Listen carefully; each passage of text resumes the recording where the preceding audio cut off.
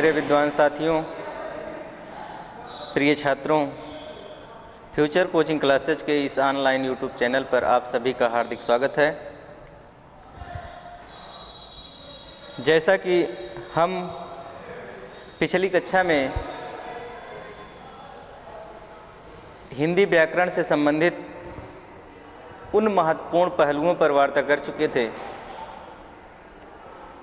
उसके विषय में हम ये जान लिए थे व्याकरण क्या होता है, व्याकरण के उद्देश्य क्या होते हैं और व्याकरण के कितने अंग होते हैं और उन अंगों के माध्यम से संपूर्ण व्याकरण का अध्ययन हम लोग करते हैं। तो ये सब चर्चाएं पिछली कक्षा में हो जा चुकी हैं। यदि कोई उस वीडियो को नहीं देखा है तो उस वीडियो को देख लेगा, देखने का कष्ट करेगा। और इसी संदर्भ में हम लोग उस व्याकरण वाले पोर्शन पर ही उसका एक जो अंग था वर्ण विचार का, उस वर्ण विचार के अंतर्गत हम लोग पढ़ रहे थे वर्णमाला। वर्णमाला के विषय में हम लोग यहाँ तक जान लिए थे कि वर्णमाला किसे कहते हैं, वर्णों की संख्या कितनी है और वर्णों के जो विभाजन हुआ है उसके बारे में हम लोग जान लिए थे। फिर उस विभाजन के संदर्भ में एक जो पहला विभाजन था, जो पहला प्रकार था स्वर का, और दूसरा भाग उसका व्यंजन का था। फिर हम लोग स्वर पे वार्ता कर रहे थे। स्वर को 3 भागों में बांटकर पढ़ा जा रहा था और उन 3 भागों में हम लोग यहाँ तक जान लिए थे कि स्वर के भेद 3 होते हैं। 3 भेद स्वर के होते हैं, एक हर्ष स्वर, एक दीर्घ स्वर और एक पुल्ल स्वर। हर्ष स्वर से संबंधित उसकी परिभाषा, वर्णों की संख्या और कौन कौन से वर्ण होते हैं, इस पर वार्ता हो गई थी। दीर्घ स्वर किसे कहते हैं, उसकी परिभाषा, उनकी संख्या और कौन कौन से वर्ण होते हैं, यहाँ इसको भी हम लोग जान लिए थे। फिर पुल्ल स्वर में क्या है, उसकी परिभाषा क्या है, किस किस नाम से जाना जाता है, इन सब के बारे में हम लोग उदाहरण सहित अध्ययन कर चुके थे। उसी सेशन को हम आगे बढ़ाते हुए आज हम बात करेंगे उन स्वरों से संबंधित कुछ महत्वपूर्ण बिंदुओं पर जो आपके परीक्षा की दृष्टि से बेहद महत्वपूर्ण होगा। तो आइए सेशन की शुरुआत करते हैं।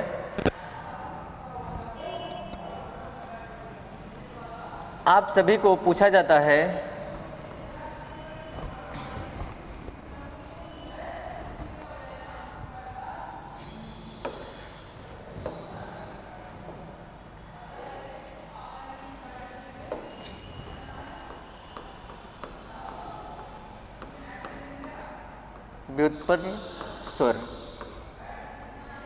व्युत्पन्न स्वर या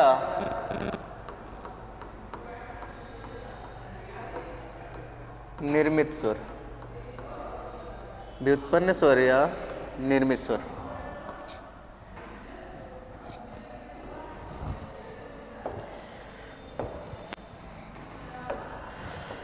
व्युत्पन्न स्वर या निर्मित स्वर किसे कहते हैं?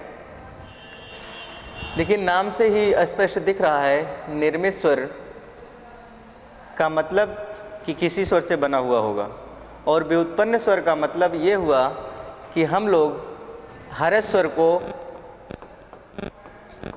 मूल स्वर के नाम से जानते हैं, यानी कि हर्ष स्वर को मूल स्वर कहा जा रहा था। और ये व्युत्पन्न स्वर, ये मूल स्वर है और ये व्युत्पन्न स्वर कहा जा रहा है। तो यानी कि जो निर्मित स्वर होंगे या जो व्युत्पन्न स्वर होंगे वह किसी न किसी स्वर के मेल से बने होंगे। तो कौन कौन से ऐसे वर्ण हैं जो व्युत्पन्न स्वर या निर्मित स्वर कहे जाते हैं? आ प्लस आ, आ के योग से या आ के मिलने से दीर्घ आ बनता है। आ के मिलने से क्या बनता है? दीर्घ आ बनता है।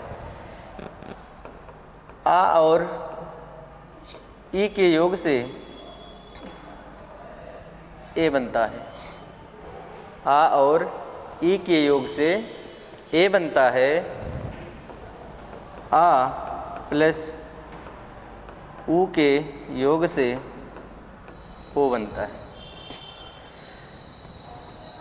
ये जो दिख रहे हैं हरस्वा हरस्वा हरस्वा हरसी, ये एक मात्रिक स्वर या हरस स्वर हैं। इन स्वरों को हम मूल स्वर कहते थे और इनके योग से दीर्घ स्वर का निर्माण हो रहा है। यानी कि ये दोनों स्वर मिलकर बना रहे हैं ये दीर्घ स्वर, इसलिए इसको निर्मित स्वर के नाम से जाना जा रहा है। यदि आपसे प्रश्न में पूछा जाए कि निर्मित स्वर किसे कहते हैं या मूल स्वर कौन कौन से होते हैं या व्युत्पन्न स्वर कौन कौन से होते हैं, तो आप इन वर्णों को ध्यान में रखिएगा। दीर्घ आ, ए और ओ। आ के योग से दीर्घ आ प्लस ई के योग से ए और आ प्लस ऊ के योग से ओ बनता है। इन स्वरों को हम निर्मित स्वर के नाम से जानते हैं। यहाँ तक बातें समझ में आई। निर्मित स्वर में पूछा जाएगा कि दीर्घ आ, ए, ओ, ये तीन वर्ण आपको ध्यान देने हैं कि निर्मित स्वर हैं या व्युत्पन्न स्वर हैं। क्यों? क्योंकि ये मूल स्वर के योग से बने हुए हैं। ठीक, आगे बढ़ते हैं हम लोग। अब निर्मित स्वर के बाद एक प्रश्न ये पूछा जाता है, सवर्ण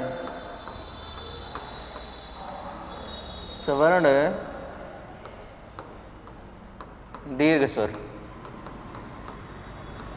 सवर्ण दीर्घ स्वर यानी कि सबसे बड़े दीर्घ स्वर कितने हैं, संख्या इनकी क्या है और वो कौन कौन से वर्ण होते हैं।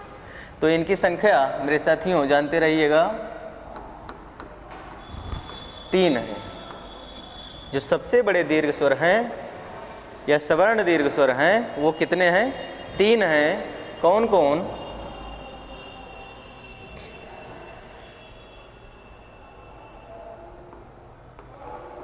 आ दीर्घ ई दीर्घ ऊ।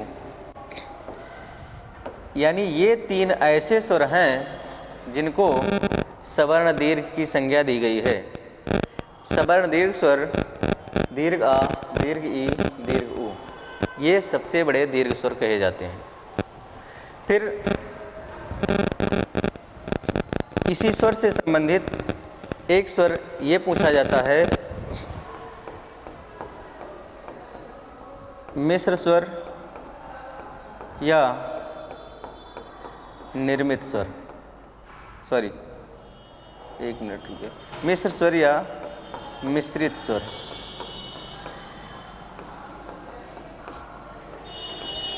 मिश्र स्वर या मिश्रित स्वर।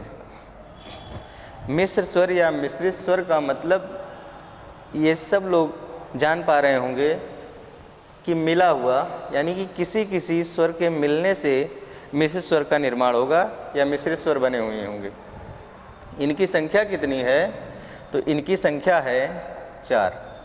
यदि पूछा जाता है कि मिश्र स्वर या मिश्रित स्वरों की संख्या कितनी है, तो हम बताएंगे 4। कौन कौन?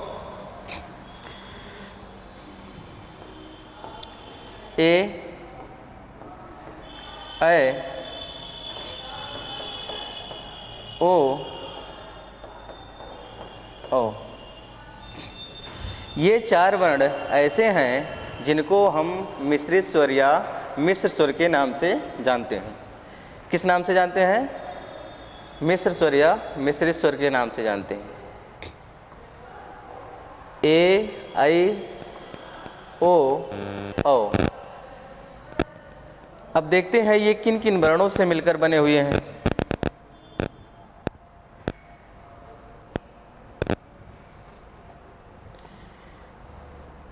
ठीक।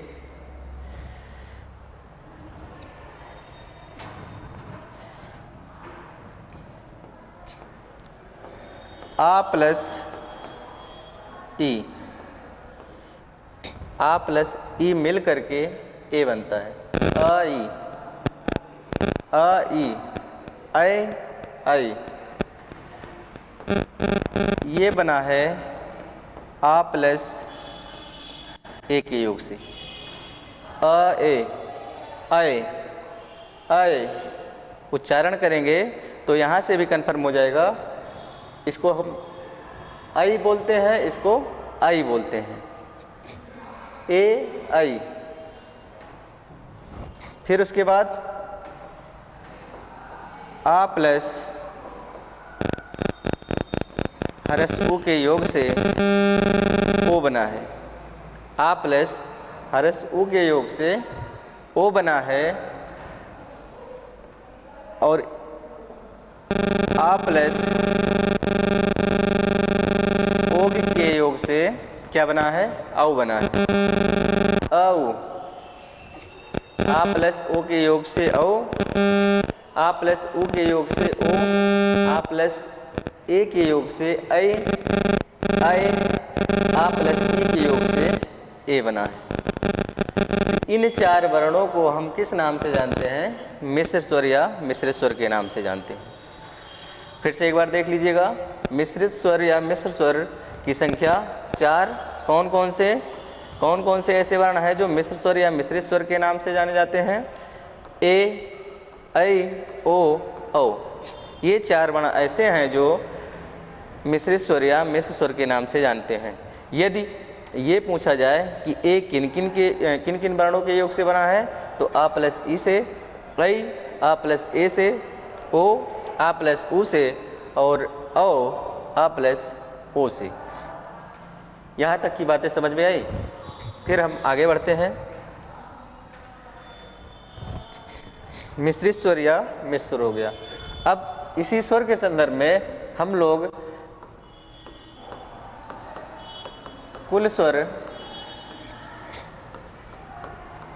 11 पढ़े थे और प्लस 2 वर्ण या 2 स्वर वर्ण अयोगवाह पढ़े थे कि इनको 2 वर्णों को हम अयोगवाह कहते हैं। अब यदि नोट्स बना रहे हैं आप लोग तो नोट करिएगा, हेडिंग बनाइएगा अयोगवाह, अयोगवाह। सबसे पहले बात तो ये आती है कि 2 वर्ण जो थे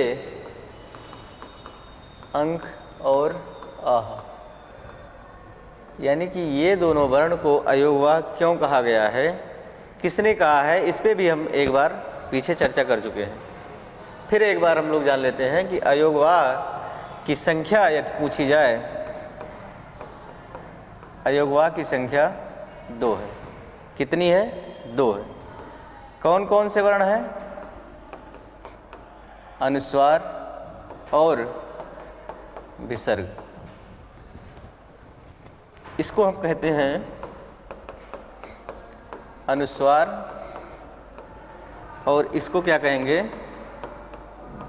विसर्ग कहेंगे। सॉरी, अनुस्वार और विसर्ग को अयोगवाह कहा जाता है। अयोगवाह की संख्या 2। कौन कौन? अंक और आहा या अनुस्वार और विसर्ग।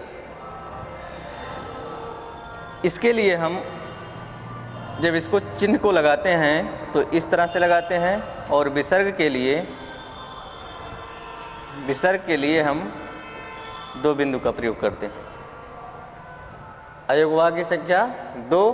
कौन कौन? अनुस्वार और विसर्ग। अनुस्वार और विसर्ग को अयोगवाह कहा जाता है। बात ये आ रही होगी कि अयोगवाही क्यों कहा जाता है, तो आप लोग जानते रहिएगा कि अयोगवाह में आ उपसर्ग लगा हुआ है।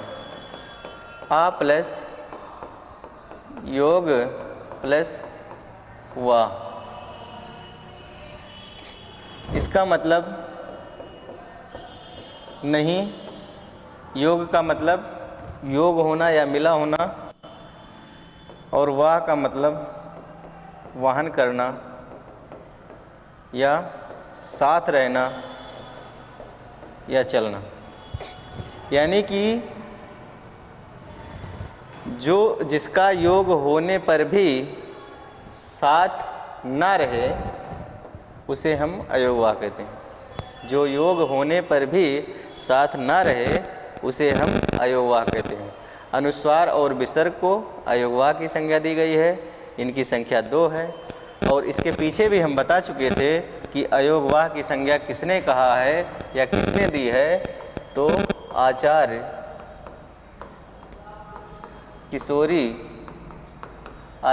किशोरी दास वाजपेयी।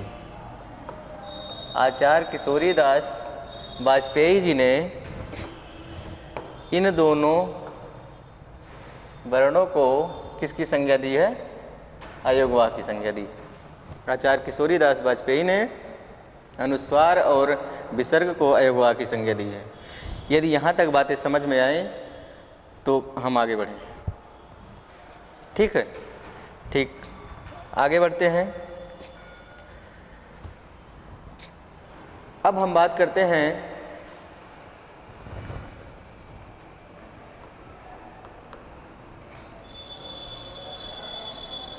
इस अयोगवाह और विसर्ग से संबंधित ही महत्वपूर्ण बिंदु। अयोगवाह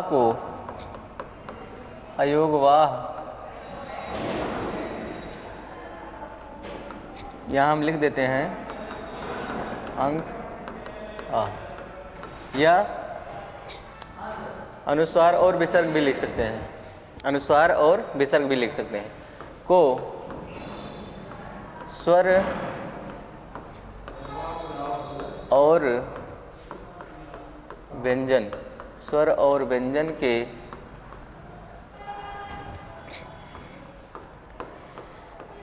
बीच की कड़ी कहते हैं।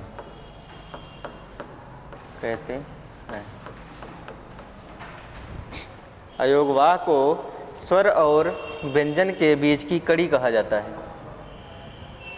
स्वर और व्यंजन के बीच की कड़ी कहा जाता है। किसको? अनुस्वार और विसर्ग को, चाहे अयोगवाह कहिए और चाहे अनुस्वार और विसर्ग।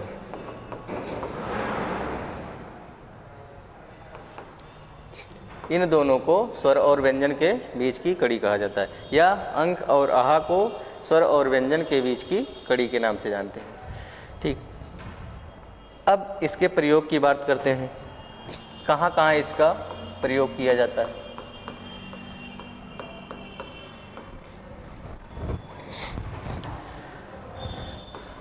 जैसा कि आप लोग जान रहे हैं, अनुस्वार और विसर्ग,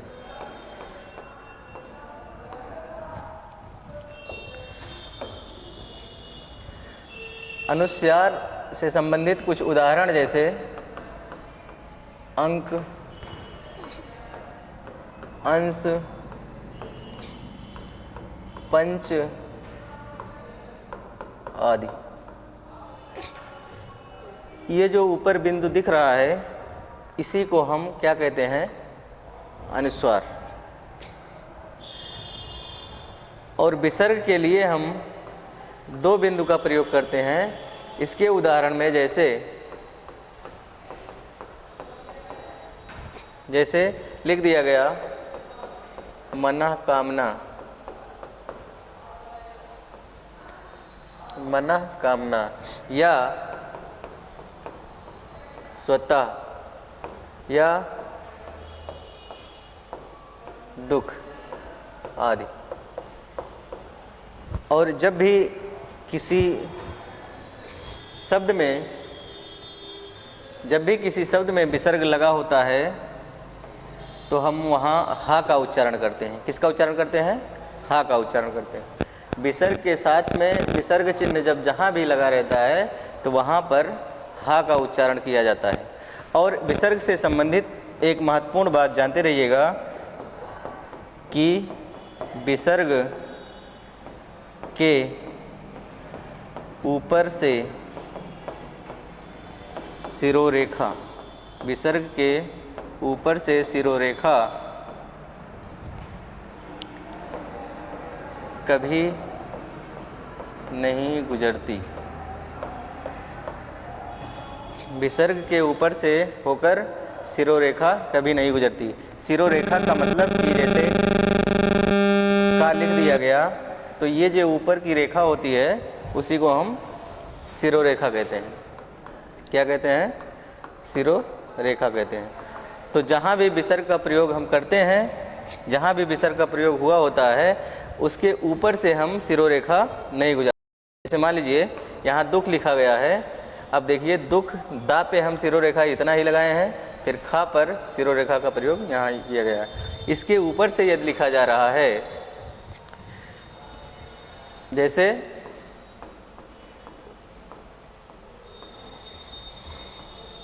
तो ये गलत माना जाएगा। विसर्ग के ऊपर से शिरोरेखा नहीं गुजरती। ठीक, यहाँ तक बातें समझ में आई। अब आगे बढ़ते हैं हम।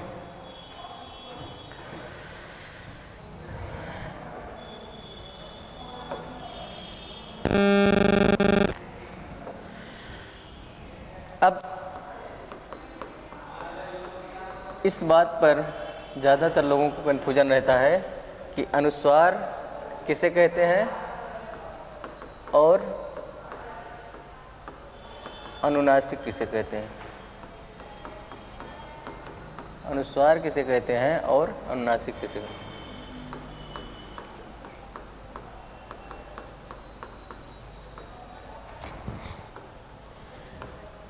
अनुस्वार और अनुनासिक में अंतर देखिए। अनुस्वार के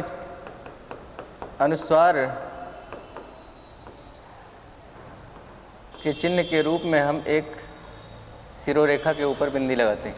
किसी वर्ण, कोई वर्ण लिखा होगा और उसके ऊपर एक बिंदु रख दिया जाता है, तो उसी को हम अनुस्वार कहते हैं। इसकी परिभाषा क्या हो जाएगी? जब वर्णों के उच्चारण में निकलने वाली ध्वनियाँ नाक से अधिक और मुख से कम निकलती हैं, तो उसे हम अनुस्वार कहते हैं।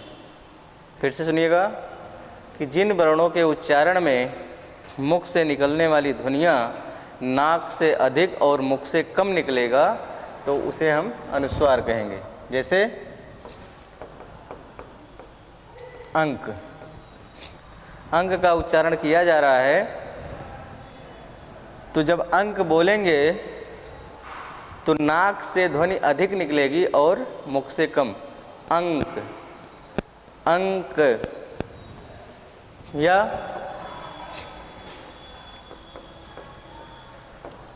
पंख, पंख, पंख। नाक से अधिक निकल रहा है, मुख से कम निकल रहा है। या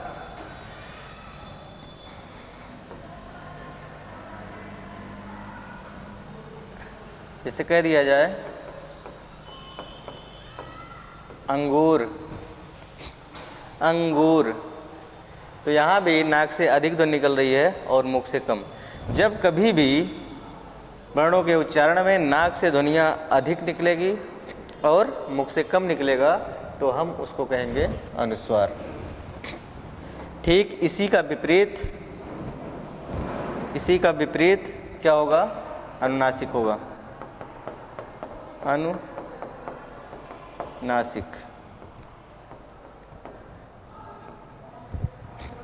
इस पर बहुत लोगों को कन्फ्यूजन रहती है कि अनुस्वार किसे कहते हैं, अनुनासिक किसे कहते हैं। तो इसका ठीक विपरीत ही होगा अनुस्वार का, कि जब कभी उच्चारण करते समय मुख से अधिक ध्वनियाँ निकलती हैं और नाक से कम, मुख से अधिक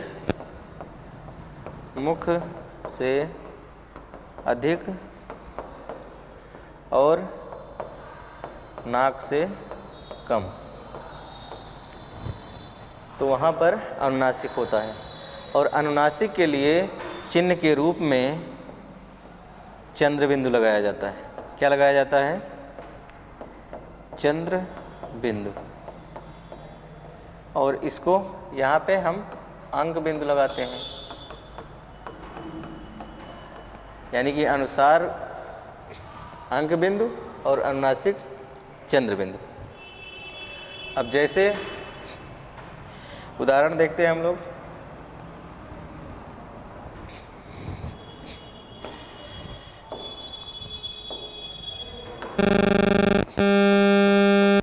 जैसे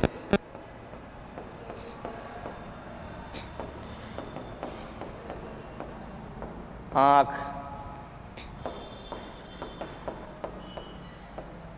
आंत,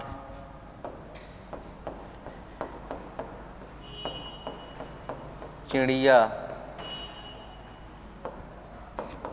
आदि ऐसे बहुत से उदाहरण मिलेंगे आपको जो अनुनासिक के उदाहरण होंगे।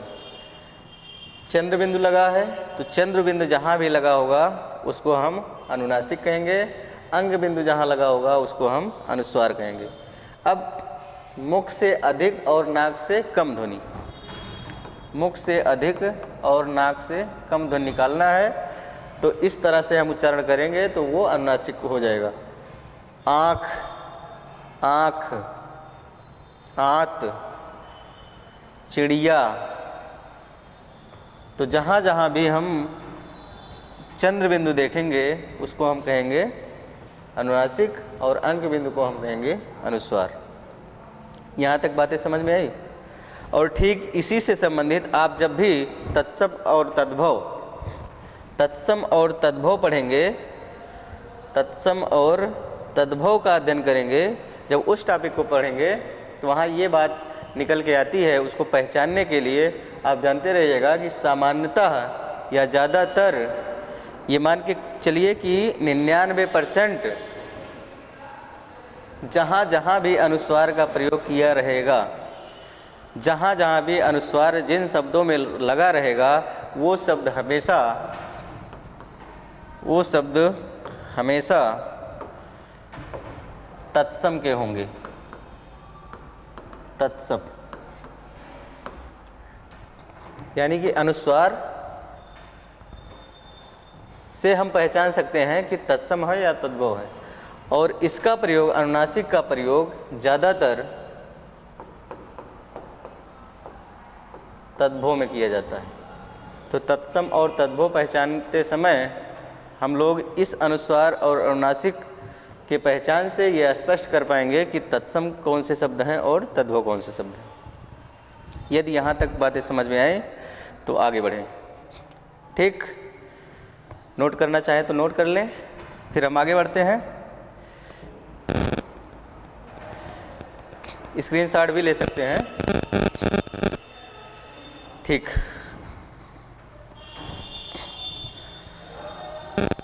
एक और बिंदु आता है, पूछा जाता है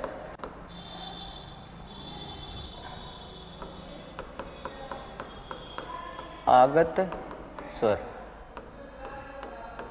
आगत स्वर किसे कहते हैं? आगत स्वर के रूप में एक वर्ण को आप जानिएगा आ। दीर्घ आ के ऊपर ये जो चिन्ह दिख रहा है, इस चिन्ह को हम कहेंगे अर्ध चंद्र बिंदु। अर्ध चंद्र बिंदु। जब दीर्घ स्वर पर अर्ध चंद्र बिंदु लगा होता है तो उसको हम कहते हैं आगत स्वर। क्यों कहते हैं ये भी जान लिया जाए। जो स्वरवर्ण किसी अन्य भाषा से हिंदी भाषा में आ गया है उनको हम आगत स्वर कहते हैं।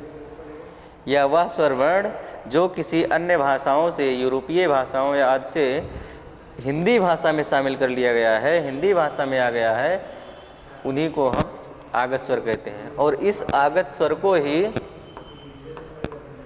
मेहमान स्वर या गृहीत स्वर कह सकते हैं, या विदेशी स्वर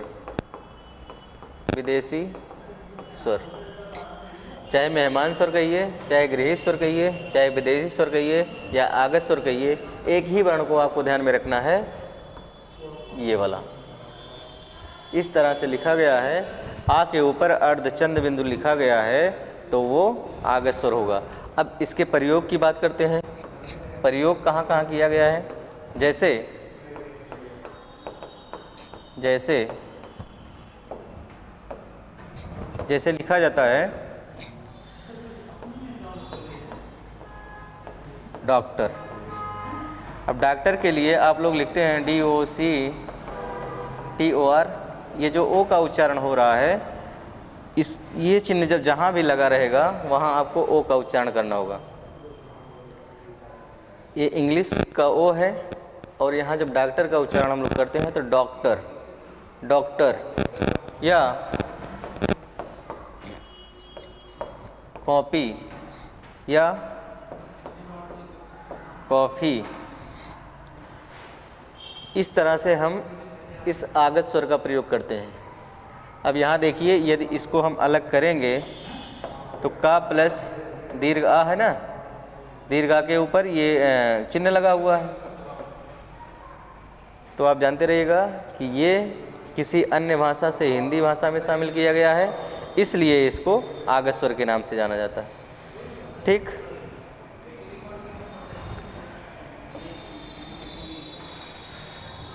यहाँ तक की बातें समझ में आई?